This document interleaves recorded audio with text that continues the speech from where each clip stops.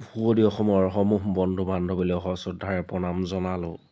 আপোনালোকৰ শ্ৰীচৰণত মূৰ জোৱালোঁ। কথা এষাৰ ক'বলৈ ওলাইছোঁ। মোৰ দৃষ্টিভংগীয়ে ভাবি চাইছোঁ আৰু শুদ্ধ বুলি ভাবিছোঁ। আপোনালোকৰ দৃষ্টিভংগীও কথাষাৰ ভাবি চাব। প্ৰাকৃতিক পৰিৱেশ আজি বৰ্তমান যুগত মানুহে ধ্বংস কৰিছে। যিমান ব্যৱহাৰ কৰিব লাগে তাতকৈ অত্যাধিক ব্যৱহাৰ নাই কৰা জানো? গছ ব্যৱহাৰ কৰিব লাগে যিমান, তাতকৈ অত্যাধিক গছ কাটিছে। গাড়ী মটৰ যিমান ব্যৱহাৰ কৰিব লাগে তাতকৈ বেছি ব্যৱহাৰ কৰিছে নহয় জানো? পানী যিমান ব্যৱহাৰ কৰিব লাগে তাতকৈ আমি বেছি ব্যৱহাৰ পানী কৰা নাই জানো? প্ৰত্যেকটো ক্ষেত্ৰতে আমি চাবচোন, আমি অত্যাধিক যিকোনো ক্ষেত্ৰত বোলে কাৰেণ্টটো যিমান উৎপাদন কৰিব লাগে তাতকৈ বেছি উৎপাদন কৰা নাই জানো? কথাষাৰ আপোনালোকে উপলব্ধি কৰি চাবচোন, মোৰ কথাষাৰ শুদ্ধ নে অশুদ্ধ।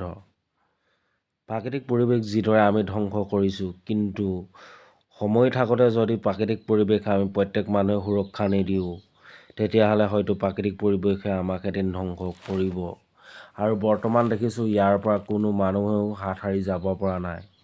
2-3 বছৰ কেঁচুৱাৰ পৰা এতিয়া দেখিছোঁ প্ৰত্যেকৰ জীৱনলৈ বেয়া লাগে। এনেকুৱা স্বাস্থ্যৰ বাতাবৰণ কঢ়িয়াই লৈ আনিছে। বেমাৰ আজাৰ ৰোগে দেখা দিছে। সেয়া প্ৰাকৃতিক পৰিৱেশৰে ফল নহয় জানো? বয়োজ্যেষ্ঠজনলৈকে দেখিছোঁ। চাৰিওপাশে আপোনালোকে চকু ফুৰাই চাবচোন, গা ফুৰাই দেখি চাবচোন, গা কৰি উঠিছে প্ৰাকৃতিক পৰিৱেশৰ ফলত যিবিলাক ঘটনা আজিৰ ডেটত সংঘটিত হৈছে। গতিকে অনুগ্ৰহ কৰিম প্ৰাকৃতিক পৰিৱেশ সদব্যৱহাৰ কৰক সময় থাকোঁতেই, নহ'লে এদিন আমি ধ্বংসৰ মুখলৈ যোৱাটো নিশ্চিতই প্ৰয়োজন। গতিকে এই ভিডিঅ'টোৰ দ্বাৰা এটাকে সুৱদি অসমৰ সকলো আপোন বন্ধু বান্ধৱীক শ্ৰদ্ধা সহকাৰে ক'ব বিচাৰোঁ, আপুনিও আপোনাৰ আপোনজনক বা আপুনি নিজেও যিমান প্ৰয়োজনীয় লাগে সিমানহে আপুনি ব্যৱহাৰ কৰক, নহ'লে হয়তো অনাগত দিনত এদিন আমি পৃথিৱীখনত ধ্বংসৰ মুখলৈ আমি সকলোবোৰ ঠেলি দিব লাগিব আৰু প্ৰাকৃতিক পৰিৱেশো আমাক ধ্বংসৰ মুখলৈ লৈ গুচি যাব। Bye bye, this is Jayanta Assam. কথাষাৰ ভাল লাগিলে ভিডিঅ'টো যিমান দূৰলৈকে পাৰে সিমান দূৰলৈকে শ্বেয়াৰ কৰক, লাইক কৰক, কমেণ্ট কৰক, কিয়নো আপোনাৰ এটা ভাল মেছেজে যদি বা ভাল বাৰ্তাই যদি 10জনৰ বা সমাজখনৰ বা চাৰিওফালৰ আপোনাৰ সমস্যাবোৰ সমাধান কৰে, তেতিয়াহ'লে আপুনি নিশ্চয় মই ভাবোঁ উপকৃত হোৱাৰ লগে লগে আন 10জনো হিতৰ সাধন হ'ব। Bye bye, this is Jayanta Assam.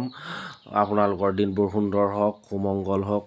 প্ৰভু ভগৱন্তৰ শ্ৰীচৰণত প্ৰাৰ্থনা জনালোঁ। আপোনালোকৰ চৰণত প্ৰাৰ্থনা জনাই জয় শ্ৰীৰাম হওক আৰু কৰিবা উন্নতি কল্যাণ সাধন। আপোনালোকৰ সদায় মংগল হওক, আনন্দময় হওক। অনাগত দিনবোৰ ঘৰখনৰ সকলোৰে সুখ শান্তিয়ে ভৰি পৰক। প্ৰভুৰ শ্ৰীচৰণত প্ৰাৰ্থনা জনাই আপোনালোকক কৃতাৰ্থ কৰক যেন আপোনালোকৰ ভৱিষ্যত অহা দিনবোৰ। জয় শ্ৰীৰাম, বিদায় ল'লোঁ।